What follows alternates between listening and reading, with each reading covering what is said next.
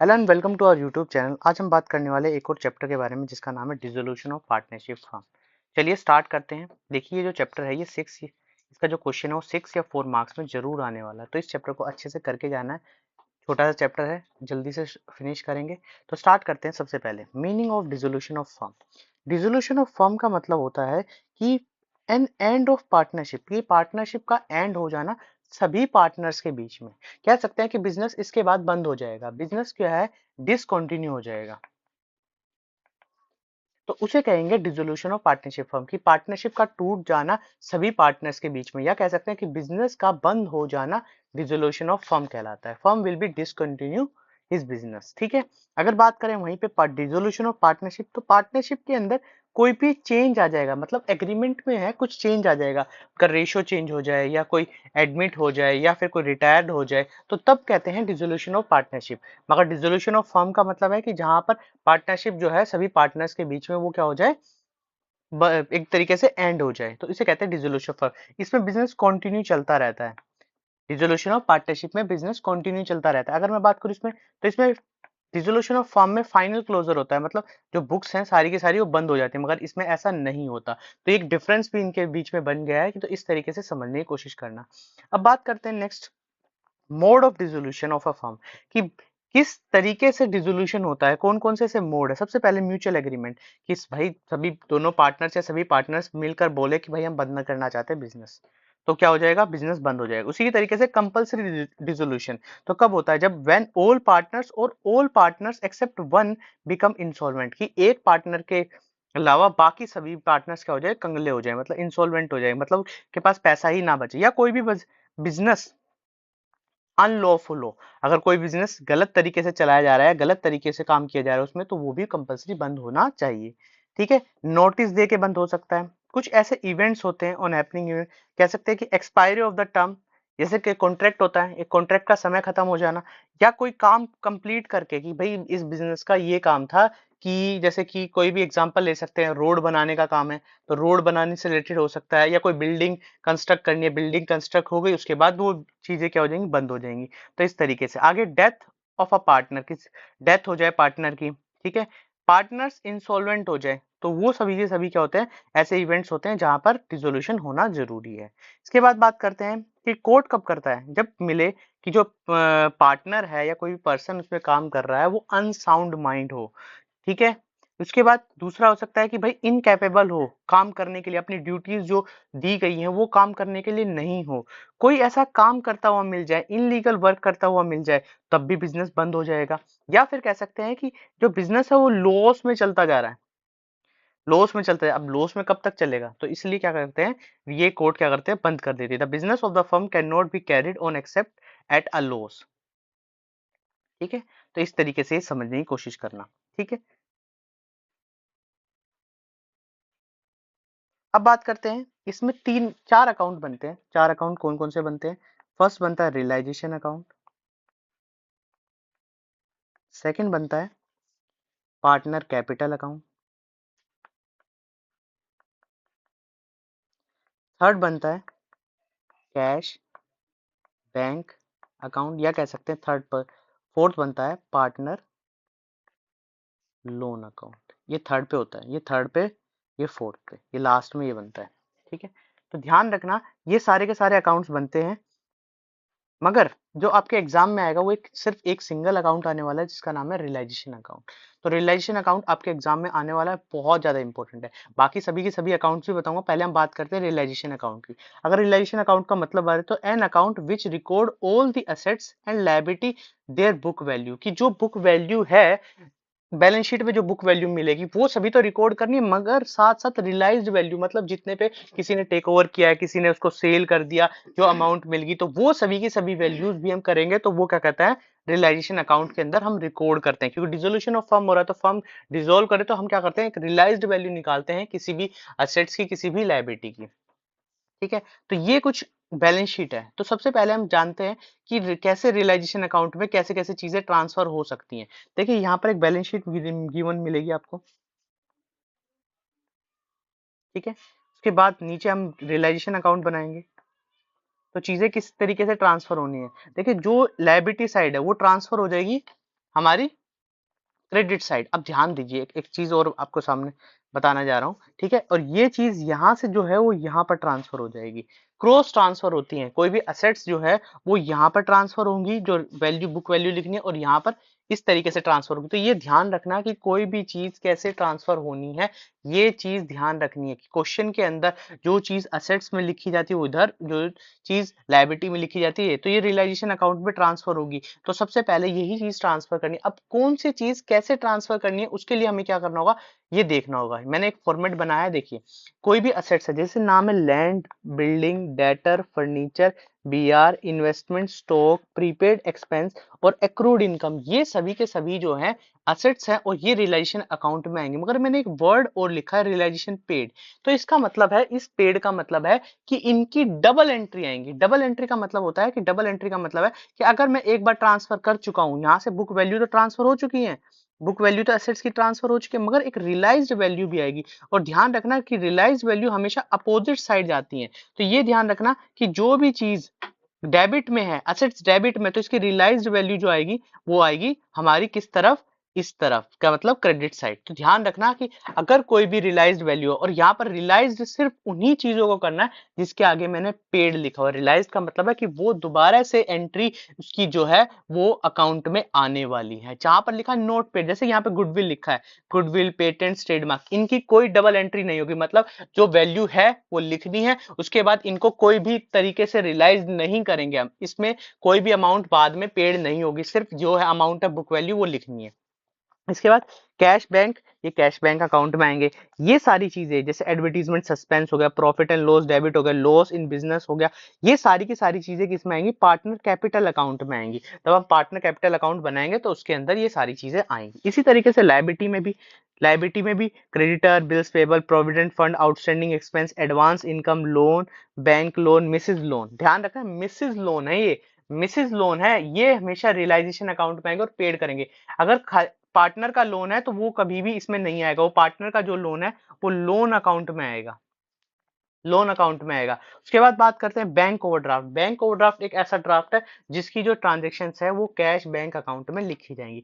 ध्यान रखना, देखिए मैं बार बार बोल रहा हूँ, जिसके नीचे मैंने पेड लिखा है उसका मतलब कि जैसे कि all liability must be repaid, तो ये जो पेड का मतलब है कि ये दोबारा से आपको पेड करनी है। अगर कोई भी लायबिलिटी बची है, जो बची है ये सारी, जैसे कि क्रेडिटर है, क्रेडिटर मैंने ट्रांसफर कर लिए, अब मुझे इसको दोबारा इसको पेड करना होगा कि जब तक मैं अपनी फाइनल क्लोजिंग नहीं बनाऊंगा तब तक मैं इसको, इस अमाउंट को जब तक मैं पेड नहीं कर देता, अगर इसकी अमाउंट पेड हो गई तभी मुझे ये करना है। जब हम क्वेश्चन करेंगे तो मैं और अच्छे से समझाऊंगा। बस इतना पता होना चाहिए कि कौन सी चीज दोबारा आएगी, कौन सी चीज पेड के सामने लिखी गई है, कौन सी चीज नहीं लिखी गई है। उसके बाद बात करते हैं investment, fluctuation, reserve, provision for doubtful डेब्ट। ये सारे के सारे ऐसे है, जैसे प्रोविजन फॉर डेप्रिसिएशन आ जाएगा, या कह सकते हैं प्रोविजन फॉर डाउटफुल डेब्ट आ गया। अगर डाउटफुल डेब्ट आ गया है तो आपको क्या करना है, ये क्या करना है, ये ट्रांसफर करना है, एक बार ट्रांसफर हो जाएगा, मगर इसके बाद दोबारा से इसको पेड करने की जरूरत नहीं है। जब हम फाइनल क्लोजिंग करते हैं रिलेशन अकाउंट की तो हमें कुछ चीजें दोबारा से पेड करनी होती है। अब बिल्डिंग है, बिल्डिंग कोई भी व्यक्ति अगर अपना बिजनेस बंद करके जाएगा तो उसको या तो बेच के जाएगा या कोई पार्टनर टेक ओवर कर लेगा, यही सब चीजें होंगी ना। तो इसी तरीके से ये चीज समझना कि पेड का मतलब है कि उसको दोबारा से उसकी रियलाइज्ड वैल्यू निकालनी है। उसकी रियलाइज्ड वैल्यू जो निकलेगी उसके बाद ही चीजें हो पाएंगी, या तो कोई पार्टनर टेक ओवर कर लेगा उस चीज को, तो पार्टनर टेक ओवर कर लेगा मतलब उसके पार्टनर के पास है, बाद में वो प्रॉफिट एंड लॉस है वो उस तरीके से डिवाइड कर लेंगे। तो ये चीज ध्यान रखना, जो पेड है उसकी डबल एंट्री, जिसके आगे नोट पेड है उसकी सिंगल एंट्री। ठीक है, ये पार्टनर कैपिटल मांगे, general reserve, workman compensation fund, profit and loss, as capital और बीस कैपिटल।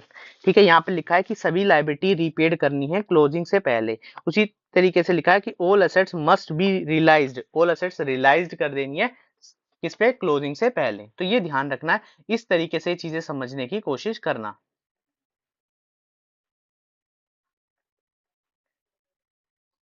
अब बात करते हैं कुछ जर्नल एंट्रीज की। देखिए जर्नल एंट्रीज आप अकाउंट से भी कर सकते हैं, बहुत इजी है, बहुत अच्छे तरीके से, मगर हमें कुछ जर्नल एंट्रीज याद भी रखनी चाहिए। कैसे, जैसे बोला गया है कि when assets paid in cash, जब हम क्या करते हैं असेट्स पेड कर देते हैं कैश में। जैसे कि मैंने ये अकाउंट बनाया, मेरी बिल्डिंग यहाँ पर आ गई, बुक वैल्यू, अब मुझे इसको रियलाइज्ड करना है तो यहाँ पर या तो कोई पार्टनर परचेज करेगा या फिर हम कैश अकाउंट में लिखेंगे या बैंक अकाउंट में लिखेंगे, कैश एंड बैंक है ये।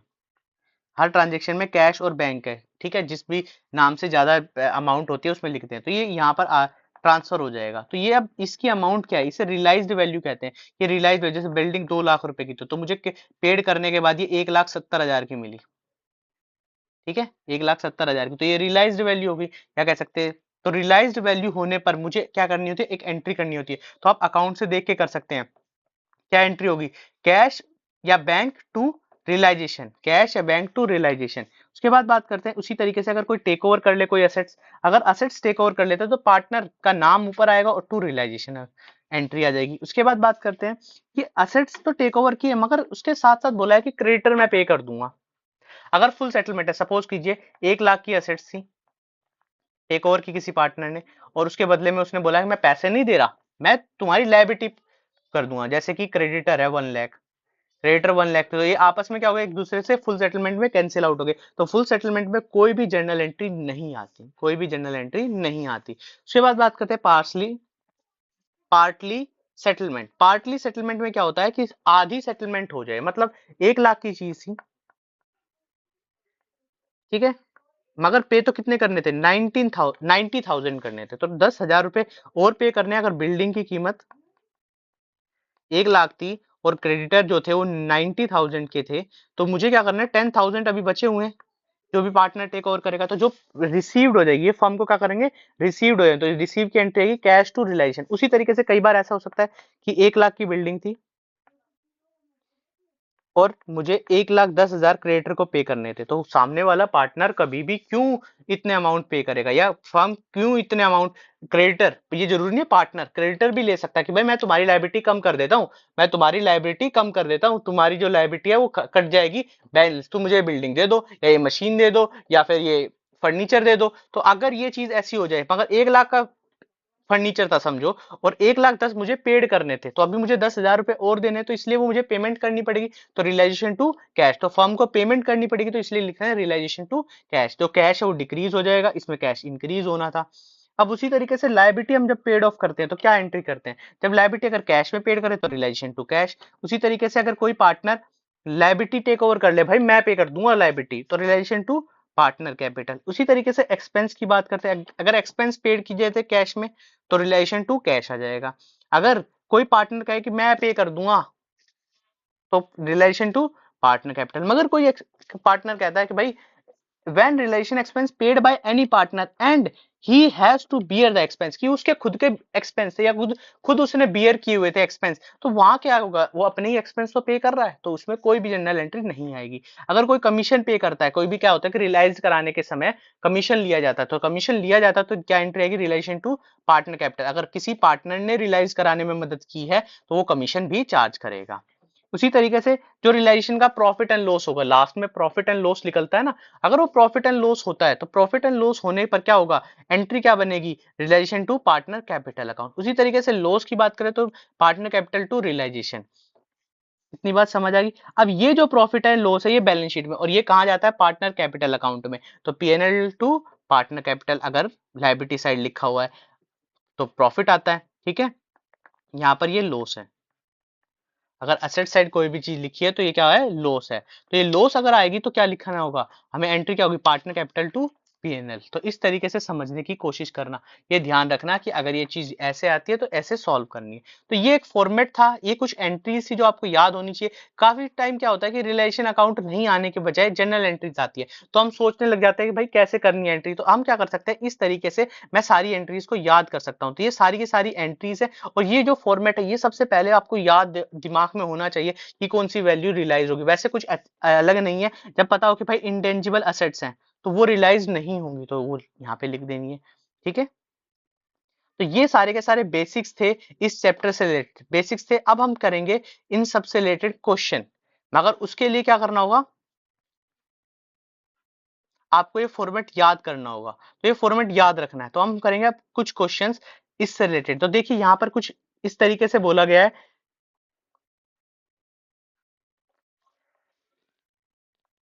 अर्चना and Vandana and Aarti were the partner, profit sharing ratio इतना 5:3:2। और बोला गया है कि इनकी बैलेंस शीट इस तरीके से है, और लास्ट में कुछ एडजस्टमेंट है, और साथ में बोला रियलाइजेशन अकाउंट बनाना है। तो हमें क्या बनाना है, इसमें रियलाइजेशन अकाउंट बनाना है। तो स्टार्ट करते हैं सबसे पहले। देखिए रियलाइजेशन अकाउंट कैसे बनाना है।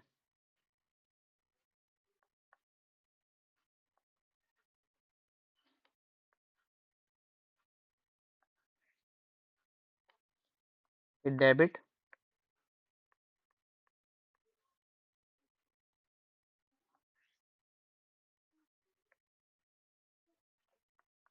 Debit, credit, realisation account. अब ध्यान रखना, तो सबसे पहले हम क्या करते हैं, देखते हैं कि कौन सी ऐसी वैल्यू है जो हमारे ट्रांसफर होगी इसमें। देखिए कैपिटल का कोई रोल नहीं है, जनरल रिजर्व का कोई रोल नहीं है, क्रेडिटर, तो क्रेडिटर क्या करेंगे, क्रॉस ट्रांसफर हो जाएंगे। तो यहाँ पे लिखना है क्रेडिटर के नाम से बाय क्रेडिटर। इसको थोड़ा सा और सही कर लेते हैं।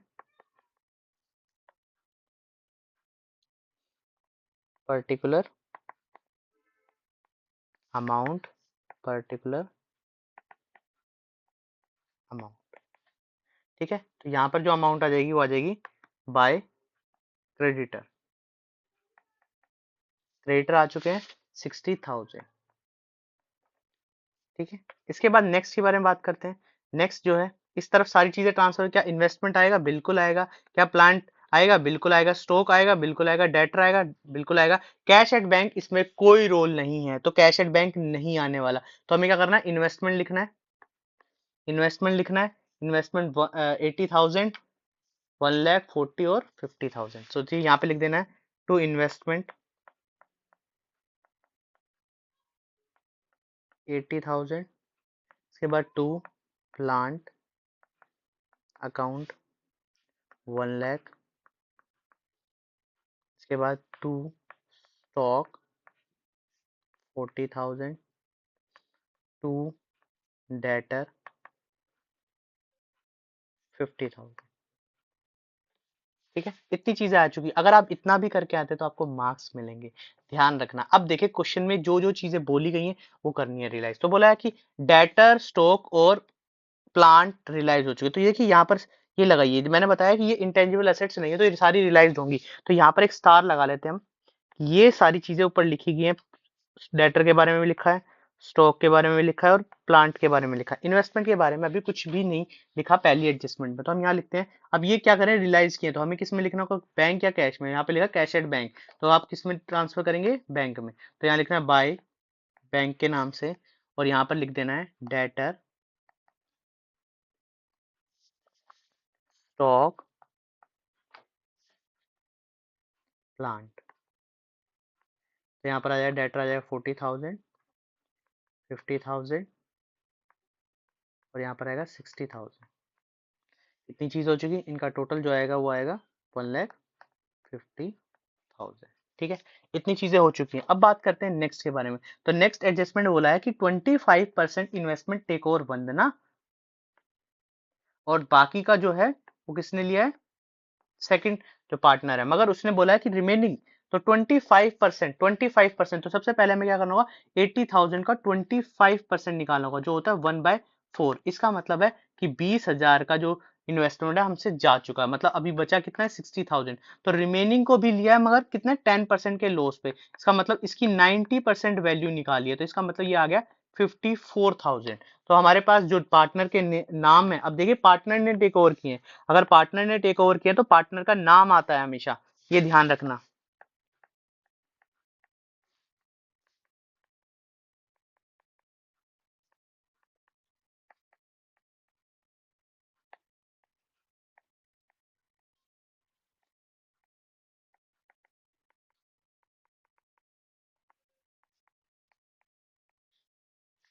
इस तरीके से चीजें ट्रांसफर हो जाएंगी। अब बात करते हैं नेक्स्ट की। देखिए इन्वेस्टमेंट भी हमारे से हमने रियलाइज कर दिया, तो अब असेट्स की तरफ कोई भी अमाउंट नहीं बची। अब नीचे बोला है एक्सपेंस रियलाइज। एक्सपेंस रियलाइज, तो एक्सपेंस की एंट्री हमेशा क्या आती है, कैश या बैंक के नाम से आएगी, तो टू बैंक, और कितने से रियलाइज, 20,000 से। मगर अभी एक ध्यान रखना कि इस तरफ क्रेडिटर था, क्या क्रेडिटर रियलाइज होगा, हाँ। मैंने लिखा था रियलाइजेशन पेड, जिसमें नीचे पेड लिखा, मतलब इसको भी पेड करके जाना है। ये जब तक क्लोजिंग नहीं होगी, जब तक क्रेडिटर पेड नहीं किया जाएगा। अच्छा, ये तो है क्रेडिटर जो है आरती ने पे किए एक्सपेंस, तो एक्सपेंस पे किए आरती ने, तो यहाँ बैंक नहीं आएगा, यहाँ आरती का नाम आएगा, आरती इज कैपिटल अकाउंट।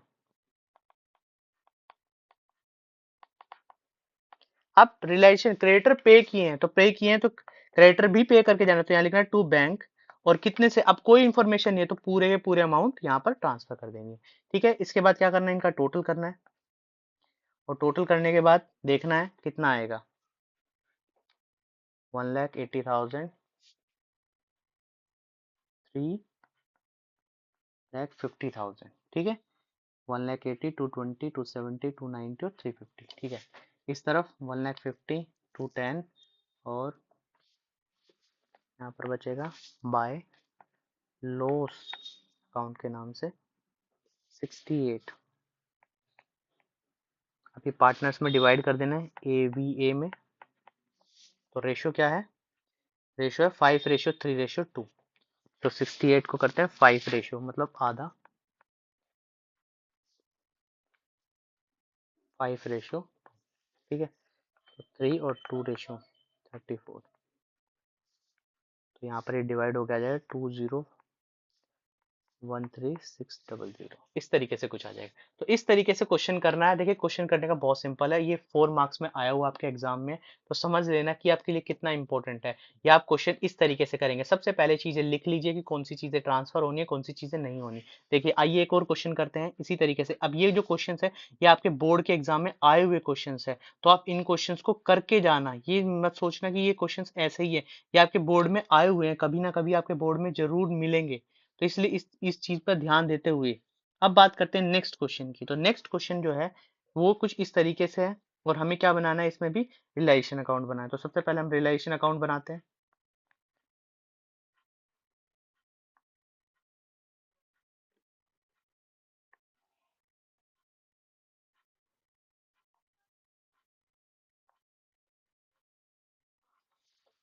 ठीक है, रिलेशन अकाउंट, तो रिलेशन अकाउंट के लिए सबसे पहले हम ट्रांसफर करने वाले हैं। क्या क्रेडिटर ट्रांसफर होंगे, बिल्कुल ट्रांसफर होंगे। मिसिज, तो ये भी ट्रांसफर होगा, मिसिज लोन है, ये भी ट्रांसफर होगा। क्या ये होगा, ये पार्टनर का लोन है, पार्टनर का लोन कभी ट्रांसफर नहीं होता, तो ये हमें भूल जाना है। जनरल रिजर्व भी नहीं होती, कैपिटल्स भी नहीं होती, यहाँ कैश एट बैंक होगा, नहीं होगा, स्टॉक होगा, इन्वेस्टमेंट होगा, डेट होगा। अब ये प्रोविजन फॉर डाउटफुल डेट, ये माइनस का मतलब इस तरफ है, तो ये इस तरफ ट्रांसफर होंगे, ये ध्यान रखना। ठीक है, प्लांट एंड मशीनरी भी, एडवर्टीजमेंट सस्पेंस नहीं हो गए, ये भी हमारे क्या है, एक तरीके के लॉस है, ये भी ट्रांसफर नहीं होने वाले। तो ट्रांसफर करते हैं, सबसे पहले हम यहाँ लिखते हैं रियलाइजेशन अकाउंट। ठीक है, यहाँ पे ऊपर नाम लिख देना किसकी बुक में, किसकी बुक से जो पार्टनर्स है नाम। तो सबसे पहले debit credit, particular amount, particular amount. ठीक है, यहाँ पर क्या लिखना है, by creditor, by Mrs loan, by provision for doubtful debt. ठीक है, क्रेडिटर की अमाउंट है 90,000, 30,000, और यहाँ पर है 2,000। 90,000, हाँ अलग से लिख लेते हैं 90,000, आप एक साथ लिख सकते हैं बाय सन्ड्री लायबिलिटी कुछ करके 30,000, और यहाँ पर आएगा 2,000, इस तरीके से आ गया। ठीक है, अब इस तरफ भी ट्रांसफर कर लेते हैं, तो यहाँ पर आएगा to stock, investment, to debtor, to plant. Amount 24, 30, 20 और 1 लाख। 24, 30,000, 20,000, 1 लाख। ठीक है, इस तरीके से चीज़ें ट्रांसफर होंगी। अब यहाँ तक हो चुकी हैं चीज़ें, तो ये सबसे पहले आपको मार्क्स मिलेंगे, इसके मार्क्स मिलेंगे आपको, एक पूरा नंबर मिलेगा, ये ध्यान रखना है। तो इसलिए इसको सबसे पहले ध्यान से चेक करना। अब बोला डेटर जो है रियलाइज्ड हुए हैं 1,70,000, ओ सॉरी 17,000 के, तो यहाँ पे डेटर लिख देते हैं सबसे पहले। और साथ में बोला कि प्लांट भी रियलाइज हुए 10% मोर देन बुक वैल्यू, मतलब 1,10,000 की जो चीज है उसको कितने में रियलाइज किया है, 10% ज्यादा। 10% का मतलब होता है कि 1,10,110 मतलब 1,10,000 किया, 10% निकाल के उसमें ऐड कर देना, इतना ध्यान रखना। ठीक है, ये 1,10,000 है। इसके बाद ठीक है, तो यहाँ पे लिख देते हैं हम बाय बैंक डेटर 17,000 प्लांट 1,10,000। ठीक है, अब इसके बाद आगे बोल रखा है मिसेज लोन पे किया है, तो मिसेज लोन पे किया है तो मिसेज लोन यहाँ पे लिखते हैं टू, जो पार्टनर का नाम है, पार्टनर का नाम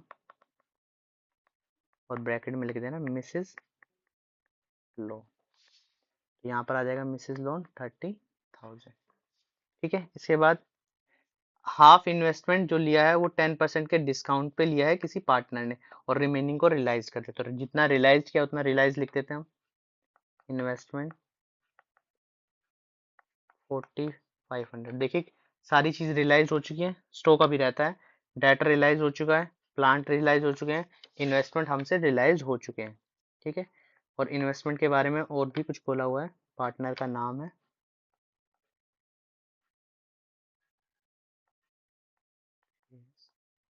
कैपिटल,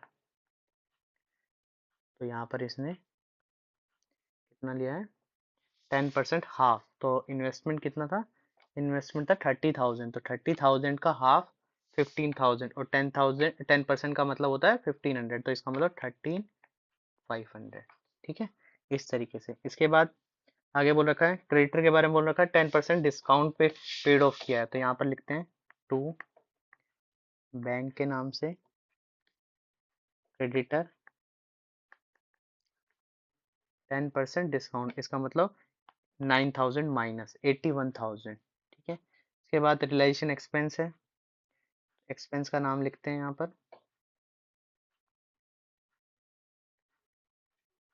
7,000, 7,000 रियलाइजेशन एक्सपेंस। ठीक है, अभी देखिए स्टॉक भी एक बचा हुआ है, तो स्टॉक के बारे में लिखा हुआ है कि स्टॉक भी टुक ओवर किया है किसी पार्टनर ने, तो वो भी 20,000 का, तो स्टॉक के नाम पे भी लिखना है, पार्टनर का नाम लिखना है यहाँ पर,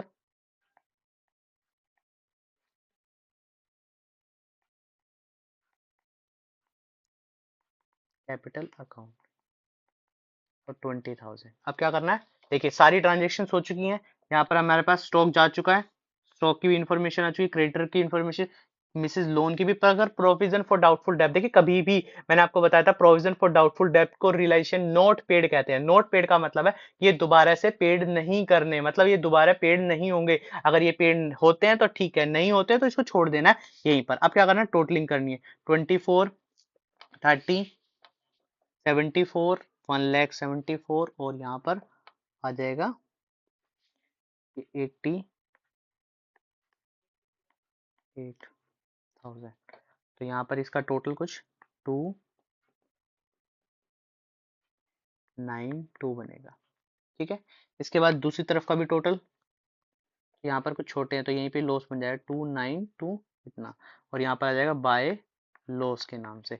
अब डिवाइड आप कर लेंगे रेशो के अंदर, रेशो जो भी बोली गई है, ठीक है, रेशो है 3:2, तो 3:2 में डिवाइड करें तो आंसर जो आने वाला है 90, 1,20,122,